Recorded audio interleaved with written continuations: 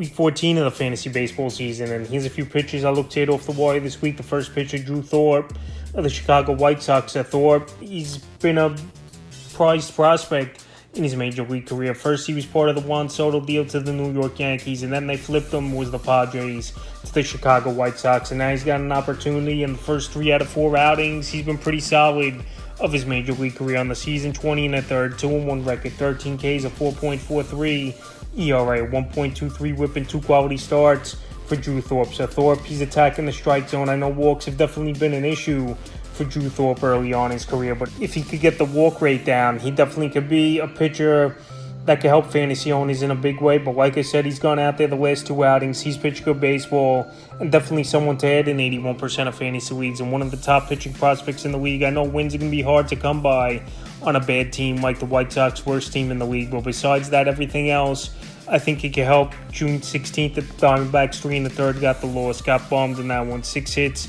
7 runs, 5 walks. June 22nd at the Tigers, 6 innings, got the win, 2 hits, no runs, 4 walks, 5 Ks, a quality start. And June 28th versus the Rockies, 6 innings, got the win in that one, 2 hits, 2 runs, a walk, 4 Ks, a quality start. So Thorpe's gone out there. I know 2 favorable matchups, but still he's a rookie. He had to get the job done still to pitch well versus these teams.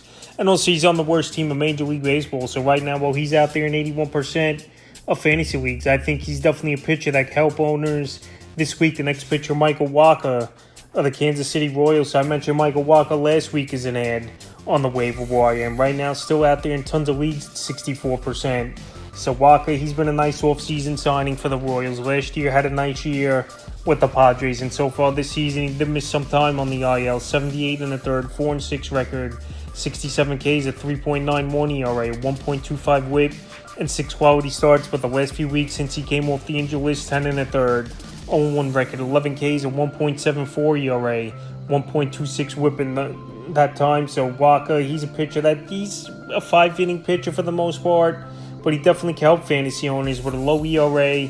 K rate's pretty decent for him, and since he's been back from the IL as well, he's been pitching well, just can't get the wins.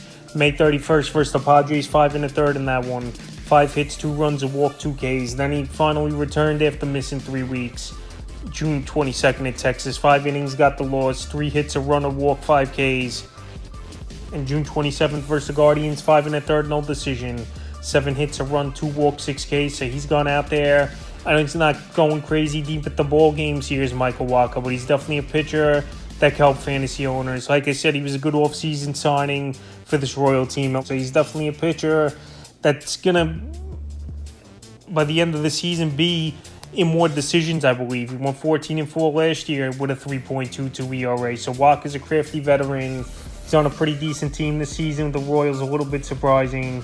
And he's definitely an ad this week. The next pitcher, Colin Rea of the Milwaukee Brewers. So Rea, it's been a solid season for him for the most part. I know a couple games he got tagged was Rea, but for the most part, like I said, he's gone out there and pitched well, and he's going to have a spot in this Brewer rotation with a lot of injuries this season. DL Hall's hurt, Wade Miley out for the season, Robert Gasser out for the season as well, and Colin Reese has a spot on the year, 87 and a third, 7-2 record, 62 Ks at 3.61 ERA, 1.23 whip, and 5 quality starts. And over the last month of the season, 33 innings, 3-0 record, 25 Ks, 3 ERA, 1 whip, and 2 quality starts. He's not a strikeout pitcher, more to contact.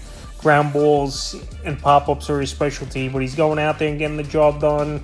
And this Brewer team we know right now is first place in the Central. June 16th versus the Reds, 6 innings, got the win. 4 hits, 2 runs, a walk, 6 Ks, a quality start. June 21st at the Padres, 5 and a third in that one, no decision, 6 hits, 5 runs, 2 walks. In June 28th versus the Cubs, 5 and a third, got the win. 3 hits, 2 runs, 2 walks, 8 Ks. So Ray is going out there. He's getting the job done. He's playing for a first-place team, even though I know this NL Central isn't the greatest division. But right now, well, he's out there in 75% of fantasy leagues, and he's a pitcher that's finding easier ways to get out, not expending a lot of energy trying to strike out the whole batting order. So right now, I think Ray can help fantasy owners in different capacities, especially in points leagues more than anything. And he's a solid ad this week. The next pitcher I looked at off the wire, Spencer Arrighetti of the Houston Astros. Arrighetti, it hasn't been that great of a rookie year for him. But we've seen some flashes, including his last outing versus the Rockies, where he went 7 innings. In that one, no runs with 10 Ks, and that's why he's made the list, because he's got good stuff.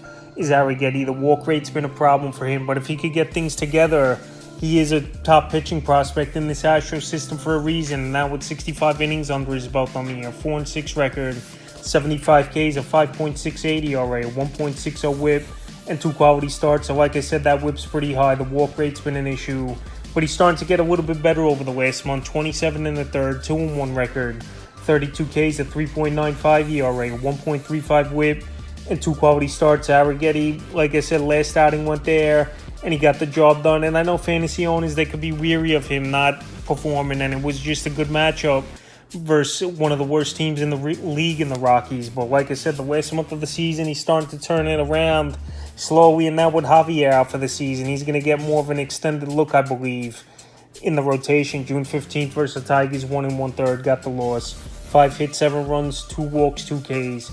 June 20th at the White Sox, 4 1/3, no decision. 5 hits, 3 runs, 4 walks, 2 Ks. And then that masterful ball game, June 26th versus the Rockies, 7 innings, got the win. 3 hits, no runs, no walks, 10 Ks, a quality start. So walks have been the problem this season for Arrighetti. But he's got some upside. The K rate is good. He's got a good offense backing him. This Houston team has definitely turned things around over the last 3 weeks, where they're back to 500.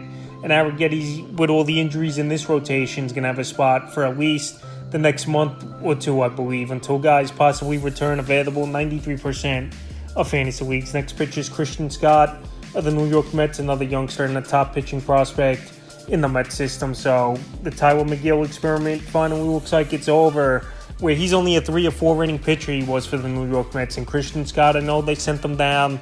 They wanted to limit his innings, but he looked like a guy who could be a top of the rotation type of pitcher, not scared to attack the zone, and not really a pitcher that walks a lot of people. So a small sample size this season in the majors for him. 27 2/3, 0-2 record, 25 Ks, a 3.90 ERA, a 1.08 WHIP, and 3 quality starts. So this New York Met team, they're in the thick of things in the wild card. Only 1 game out.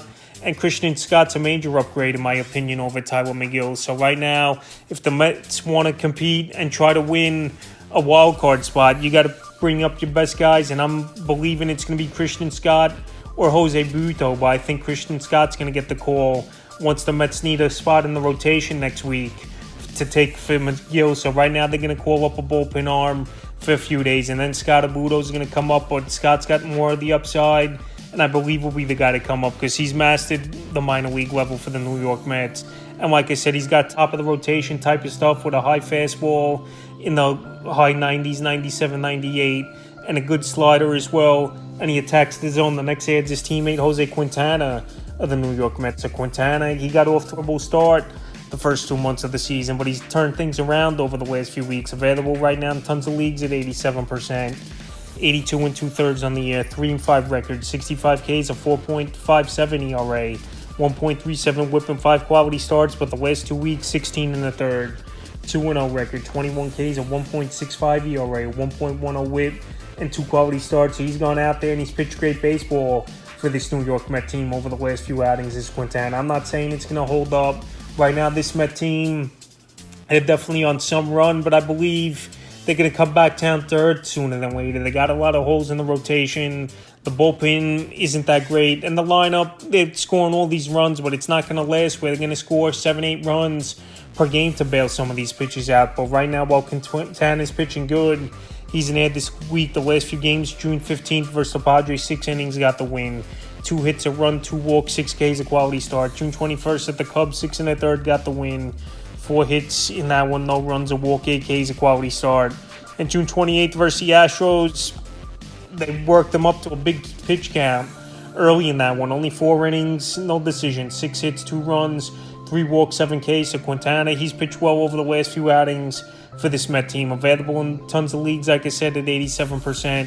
And he's worth an ad. I'm not saying it's going to hold up, but right now, well, he's been getting it going. He's an ad this week. The next pitcher, Jameson Taillon of the Chicago Cubs. So Taillon, he was a mentioned starter last week for fantasy baseball. And once again, he's a mention here. Pitching well this season, 74 1/3, 4-4 record, 58 Ks, a 3.03 ERA, a 1.24 WHIP, and 7 quality starts, but over the last 2 weeks, here's 19 innings, 1-2 record, 18 Ks, 2.84 ERA, 1.05 whip, and 3 quality starts, so available in 61% of fantasy leagues. Here's Jameson Taillon. Last year was a train wreck for him, no doubt about it, with the Cubs coming from the Yankees, but now he's definitely turned things around this season here and living up to the contract. June 16th versus the Cardinals, 6 innings, got the loss, 7 hits, 2 runs, 2 walks, 3 Ks, a quality start. June 22nd versus the Mets, a great game, 7 innings, got the win, 6 hits, a run, 10 Ks, a quality start. And June 28th, tough luck loser at the Brewers, 6 innings, got the loss, 4 hits, 3 runs, a walk, 5 Ks, a quality start. So 4 games in a row with a quality start. Out there in 61% of fantasy leagues. I know this Cub team, not a great team. They're around 500 type of club at best. I believe they'll finish this season. But right now, while Taillon's pitching good baseball, and especially in point leagues, I think he can help fantasy owners more than categories. He's definitely an ad this week. The next ad is his teammate Kyle Hendricks of the Chicago Cubs. So Hendricks, he's pitching here today. Tough matchup at the first place Brewers. But Hendricks, he was batting practice early in the season. Then he went to the bullpen for bulk relief. And now over the last couple weeks, he's back in the rotation and pitching well on the season. 57 2/3, 1-5 record. Obviously, the record's bad. 43 Ks, a 6.87 ERA, which is horrible as well, with a 1.49 whip and a quality start. But over the last month of the season, like I said, he went to bulk relief for a little, and now back in the rotation. 21 1/3, 1-1 record, 16 Ks, a 1.27 ERA, 0.08 whip, and a quality start. So available in 88% of fantasy leagues. I definitely think Hendricks can help owners in 12-team leagues or deeper. And I know, like I said, today's a tough matchup, but he's definitely someone that's been a veteran in this league, and he's tweaked things, and now he's looked better. June 14th versus the Cardinals, 4 1/3 in relief in that one, no decision, 2 hits, no runs, a strikeout. June 19th, where he re-entered the rotation versus the Giants, 5 2/3, got the win, 2 hits, a run, a walk, 8 Ks. And then June 25th at the Giants, again, 7 innings, tough luck loser. 5 hits, 2 runs, a walk, 4 Ks, a quality start. So like I said, he's gone out there over the last few outings here, is Kyle Hendricks. And he's definitely made a point to be in this rotation for this Chicago Cub team. And like I said, this Cub team's not going to get a lot of run support. They're a 500 team at best, in my opinion. But Kyle Hendricks, he's been a veteran in this league, and he's made the adjustments right now. Possibly could be someone at the deadline as well that gets traded to a contender. The next pitcher, David Festa of the Minnesota Twins. So Festa, one of the top prospects in the Twin system, and he's moved up over the last few months here quickly in the minor leagues, and he got an opportunity in the rotation with Chris Paddock out. So in his major league debut, it wasn't a great outing, but he went out there versus the National League champs and got the win.